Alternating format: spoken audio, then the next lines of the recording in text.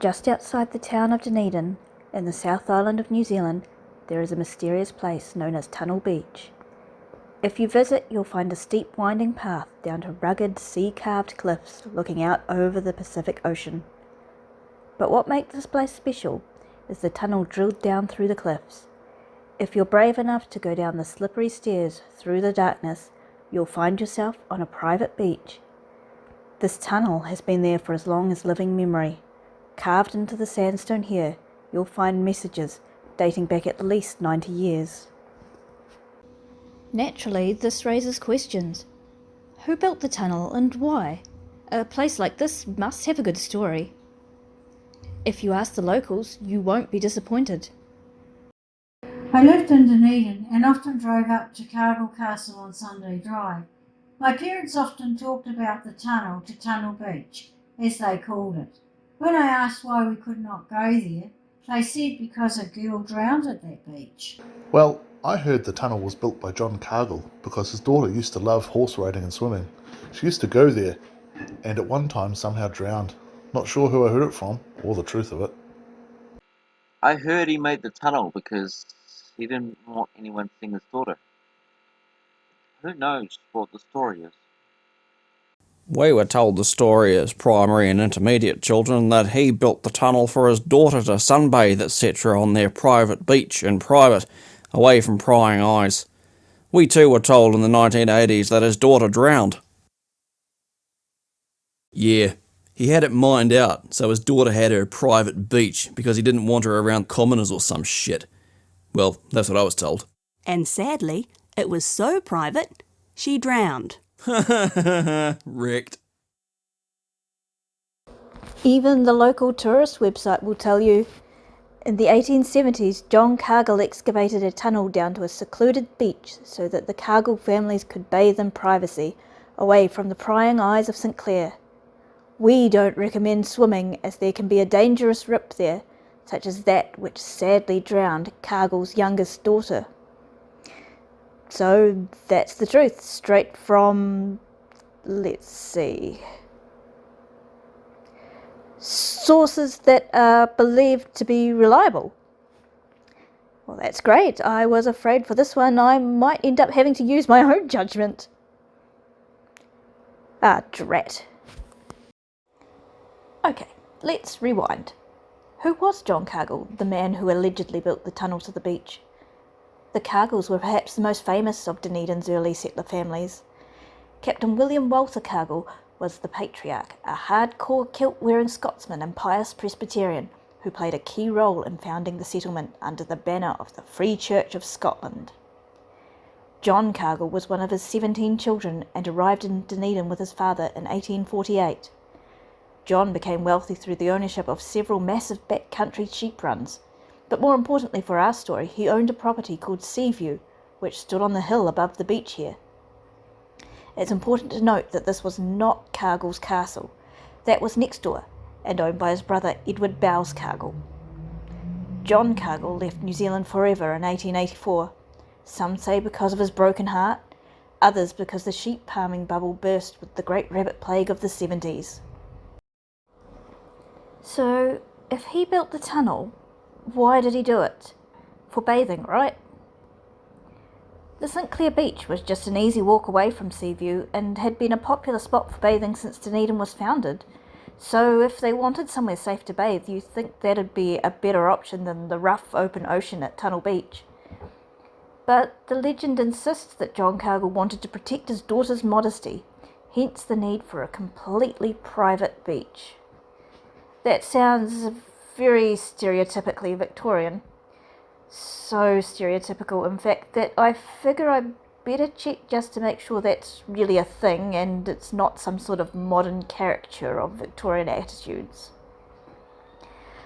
I searched the archives for bathers and decency, and I discovered that after the saltwater baths were established in 1884, the same year that John Cargill left Dunedin, there was a bit of a moral panic, but it was a wee bit different from what I expected. Bathers and decent behaviour. To the editor. Sir, A great deal is said just now about indecency at St. Clair, and the unfortunate lords of creation are told they ought to be ashamed of their scandalous behaviour, and all the rest of it. I belong to the male persuasion, and frequently I bathe. Perhaps you will call me ungallant, and the softer sex may dub me brute, but I cannot help asserting that the scandalous behaviour doesn't all proceed from our side of the house.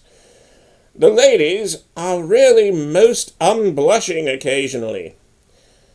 Over the St. Clair baths there is a high bank. The pool is directly below, and it is no uncommon thing to see a bevy of ladies, generally more or less elderly, viewing the evolutions of the males in the water with apparent interest and delight. The other day, going for my dip, I passed 2 or 3 ladies sitting on the edge of the pool. I had my towel over my shoulder, and naturally thought they would disappear at the hint. Undressing behind a projecting rock, not 10 yards away as it turned out, what was my horror on emerging to take a header to find them all gazing intently at me! I blushed warmly from the nape of my neck to the sole of my foot. When I came up after my plunge, the ladies were reluctantly retiring, but I did not get cool again for a long while. Another day at Lawyer's Head, whilst a companion and I were toweling ourselves, 2 ladies walked across the sandy cove within 20 yards of us, turning neither to right nor left, though they must have seen us both blushing down our backs, which we turned towards them, wishing the earth could swallow us up and screen us from the rude gaze of these unprotected females. More examples could I give of what the diffident male bather has to suffer from the curiosity of the female frequenter of the seaside, but enough has been said. Only the blame is not all on one side. I am, etc., a bashful bather, February 7th. Indecent bathers. To the editor. Sir, I wish to bring under the notice of the proper authorities the disgraceful practice indulged in by lads of about 15 or 16 years of age, bathing in the St. Clair baths without a shred of clothing, and in full view of crowds of women and young girls constantly passing along the upper road. Has immorality reached such a pass in this our fair city that such indecency is allowed to go on, unchallenged, in the full blaze of day? Where are the members of the White Cross Society? Surely this is work for them.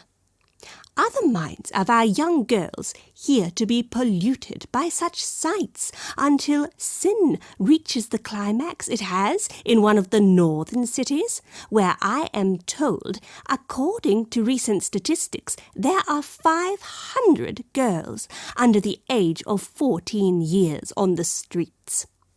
Who is to blame for this? We want Mr. Stead, or a kindred spirit, here to inquire into such matters. I am, etc., Mother, Dunedin, March 6th. Nobody seems to care about the boys seeing the girls, but girls seeing the men? That's a catastrophe. Still, I suppose it's believable that John Cargill might not want his innocent daughters catching sight of the boys and immediately turning into streetwalkers. Let's see if we can find a source that tells us for sure. The Otago Daily Times in 1938 states, "The stairway tunnel which leads from the top of the cliffs south of Cargill's castle to the beach below was not pierced by prison labour. It was made by workers employed by Mr. John Cargill of Seaview when he was owner of the farm in the vicinity." That tells us who, but sadly not why. By 1945, even that same newspaper had forgotten its earlier statement and resorted to speculation. Presumably, the cutting of the tunnel in the cliffs above halfway between St. Clair and Blackhead was carried out by the occupants of Cargill's castle, as this tunnel was known in the old days as Cargill's Tunnel. It was in existence before 1878 at least. Luckily, a pedantic local was on hand to set the record straight. The Cargill Tunnel through the cliffs mentioned by her correspondent was not in connection with Cargill's Castle, the home of Mr. E.B. Cargill, but was the work of his brother, Mr. John Cargill, whose homestead was much closer to the tunnel. The object of the work was to allow the family of John Cargill access to a beach. This, as far as I can find, is the oldest statement of John Cargill's intent when he built the tunnel. It doesn't specify anything about his daughters or privacy.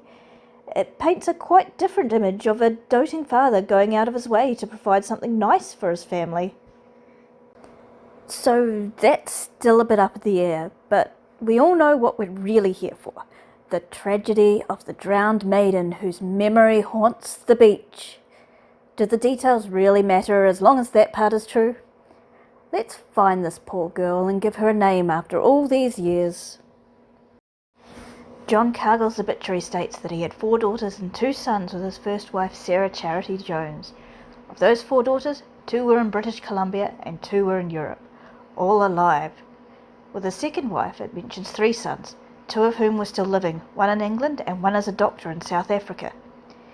I managed to identify the third son as Raleigh Ansell Featherston, who died in 1876 aboard the Alhambra steamer, aged only 8 months. Could the obit have missed a daughter who died earlier? Since I'm a big nerd, the solution to this quandary was obviously to draw up a table. In it, I cross-referenced the New Zealand Births, Deaths and Marriages search, the Dunedin Cemetery search, and Papers Past to create the fullest picture possible of John Cargill's offspring. I'll provide you a link to the Google Doc in the description below in case you want to double check for yourself. But long story short, all his children appear to have either outlived their father or died in early infancy. None of them drowned. So maybe the drowned Cargill was one of his brother Edward's daughters instead. Since they lived nearby, maybe they shared the private beach. Edward had 5 daughters, a real Pride and Prejudice situation. 4 of them were still alive when he died in 1903, so they're out. The 5th and youngest died at age 30 while residing at the Cliffs, as Cargill's Castle was then known. Could she be the legendary maiden? Hate to get your hopes up, but no. She died of a long and weary illness. With that, we've run out of Cargills and can only conclude that the fabled drowned daughter is a fable indeed.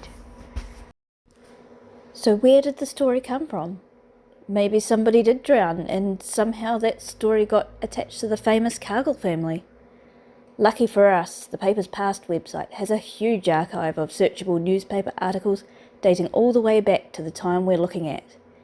I tried every combo of search terms I could think of, but remarkably it seems like no one's ever drowned here, not unless nobody cared enough to report it.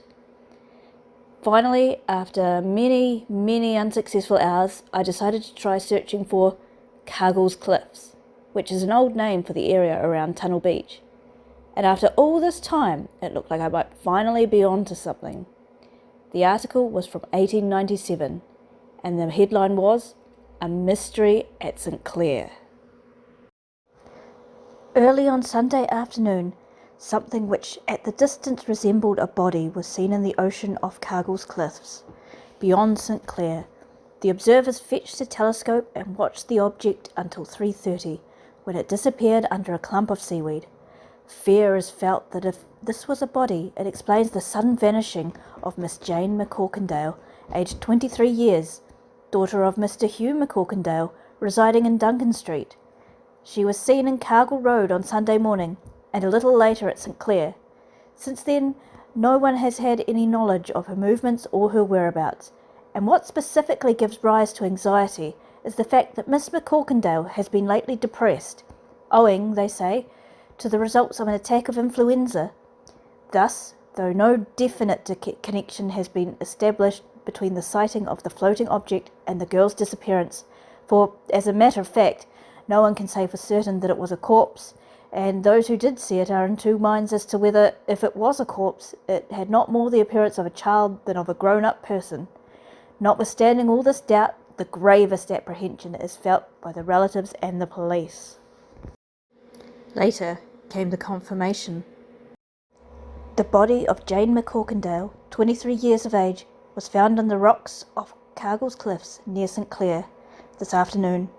The girl had been despondent and has been missing since Monday morning. There was some writing in her pocket, but it was indecipherable. So it seems that if the story has any truth to it at all, then poor Jane McCorkindale, whose body was seen from here floating out at sea, must be the legendary drowned maiden of Tunnel Beach. So I found all this out and, armed with an armload of receipts, I reported back to my fellow citizens. And I got a response that floored me. I'm not really concerned with proving it to be true.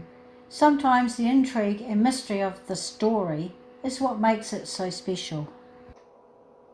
I had foolishly assumed that once people knew they were being wrong, they'd stop being wrong. But it turns out that when people tell a story over and over again like this, there's always a reason. And that reason might have nothing to do with whether the story is actually true or not. Maybe it's just more fun than the truth. Maybe a place like this really does just need a good story. Maybe it's a warning about the dangerous sea. Or maybe there's a deeper meaning to the story. When New Zealand was first settled, it was mostly by working class people. Back in the homeland, immigration was considered a good solution to poverty and overcrowding. The settlers came from a place where the class you were born into ruled everything about your life, and there was hardly any chance to better yourself. They came here to a whole new society where hard work was said to be the gateway to success. But how can that be true when up there on the hill is an old wealthy family, a relic of the old order, the one we all came here to escape, building castles just like the lords in the homeland? The story of Tunnel Beach is the story of a man who represented the old order, a man who thought he was better than the common people, who thought that his daughters were so special they needed to be kept away from dirty common eyes. It's a moral tale about a man who paid for his outdated pride with the one thing that was most precious to him. Now the private beach is deserted and the fantastic castle is in ruins. And this story is a part of the city's founding mythology, just as inextricably as the names of the first ships. And when it comes to mythology, the truth doesn't matter.